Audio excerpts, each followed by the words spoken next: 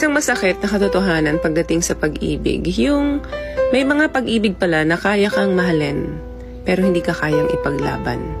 Yung aminin natin minsan sa buhay natin, dumarating talaga yan na kaya nating mahalin or mahal natin yung isang tao, pero hanggang dun lang, hindi natin kaya ipaglaban. Alam mong mahal ka, alam mong tinatangi ka niya, kasi ramdam mo naman talaga yun na mahal ka niya. So, wag natin baliwalain yun, kasi pagmamahal yun. Pero, ang sad part kasi dun, yung hanggang dun lang. I will love you, but I will not fight for you. Sobrang sakit nun, no? Yung hindi niya man sinasabi sa words, pero naipapakita niya sa'yo sa actions. Or mas masakit, with actions and with words.